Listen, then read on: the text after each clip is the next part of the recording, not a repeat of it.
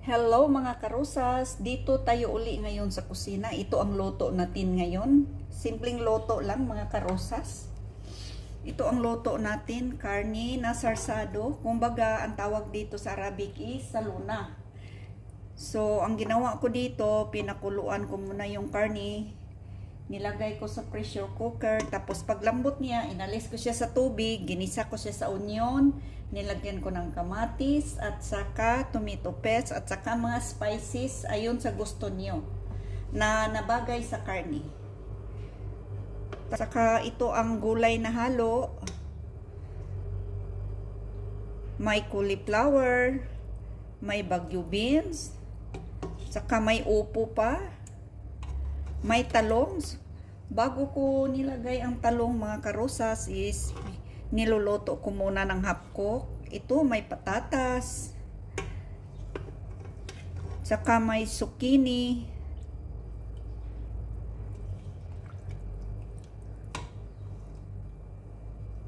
Saka yung upo niya, special na upo, galing Pinas pa. Binili ko sa Pinoy Store. At saka may ang daming bibi okra. Napakasarap nito mga karosas, na namis-tamis. Ayan. Kita ko sa inyo mga karosas. Believe me, ang sobrang sarap nito. Ang daming gulay. So, healthy luto ito mga karosas. Healthy recipe kasi hindi ko siya ginisa sa mantika yung onion. Kumbaga, pinapry ko lang kunti. Tapos nilagay ko ng karne, nilagay ko ng kamatis, nilagay ko yung mga spices. Tapos yung sabaw sa pag-pressure cooker ko, sabaw sa karne. Yan ang nilagay ko dito. Kaya nga medyo yan, parang may oil konti. Hindi ito cooking oil. Sa taba ito ng karne. Siyempre, ang kamatis, bidang-bida. At saka may black lemon pa ito mga karosas. Ito ang black lemon talaga. Ito ang partner sa pangluto dito. Pwede sa saluna, pwede sa biryani. Pwede rin ito sa kabsa. At saka may bay leaves. Ayan yung bay leaves. Saka may white rice tayo. Ayan. Ito talaga ang partner nito, white rice. Ayan, takpan natin ito kasi mamaya pa sila kakain.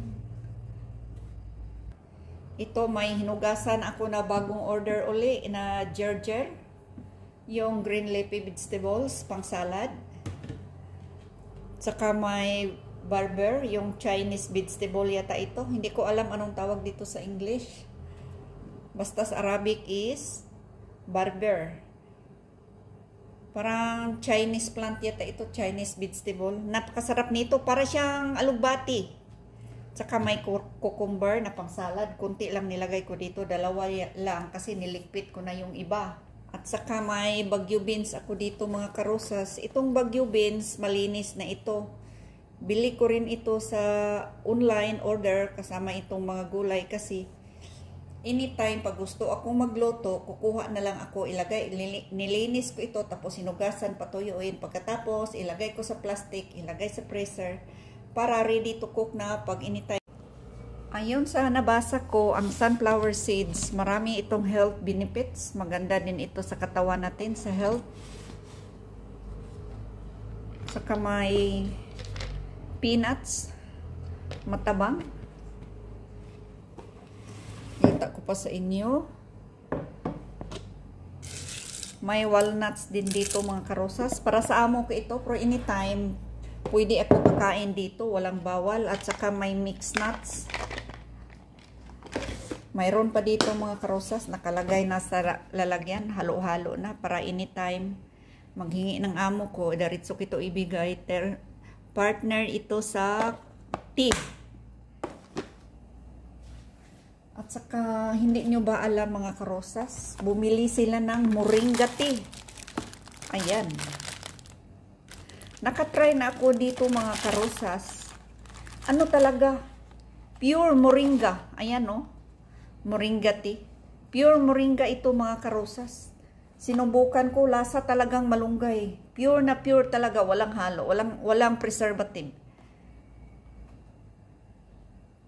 So, ang amo ko malakas uminom dito. Minsan, uminom din ako nito. Ayan. Moringa tea.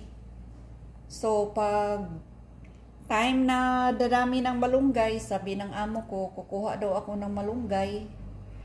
Tapos, linisin ko raw, i-dry. Tapos, ilagay ko doon sa malaking table. 1 day or 2 days. So, mag-dry na siya. Pwede ko na balot-balotin. So, anytime pag gusto naming uminom siya, so, hindi na kailangan bumili. Mas maganda pa, preskong-presko.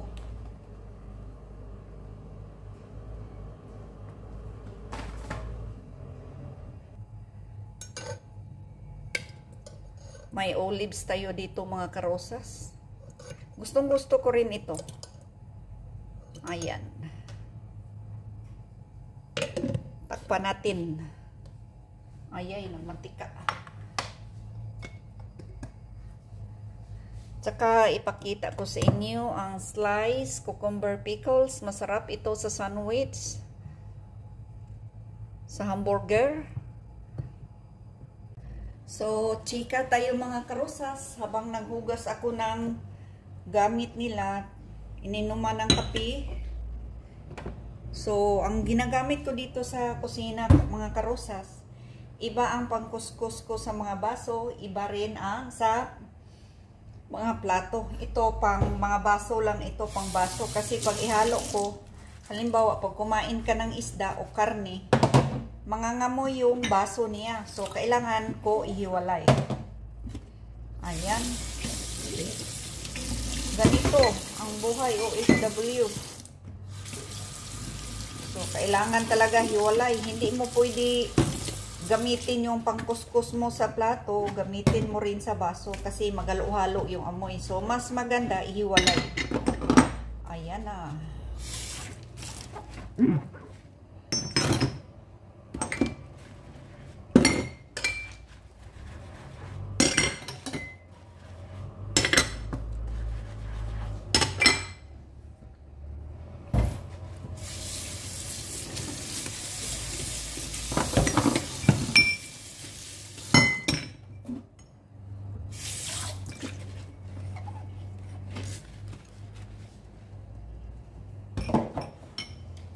Na.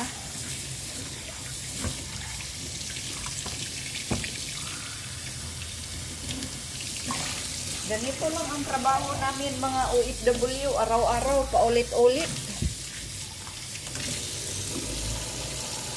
Laban lang tayo, mga kapwa OFW. So ako parang nasanay na ako sa ganito, araw-araw, ulit-ulit yung trabaho. Matagal ko dito, itong mga ginagawa ko, parang part na ito sa buhay ko. Parang kasali na sa buhay ko. Ganyan talaga. Ayan. So, kailangan hugasan ng maayos. Sa bagay, malinis naman ito kasi madali naman hugasan. Ito yung mga ano niya.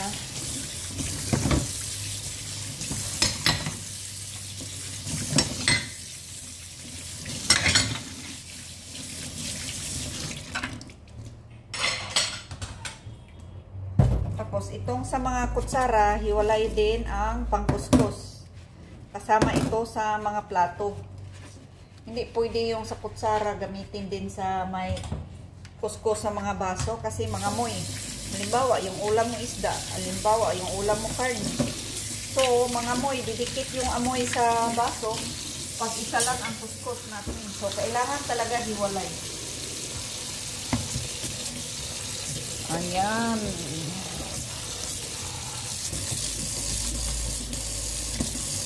Kailangan malinis.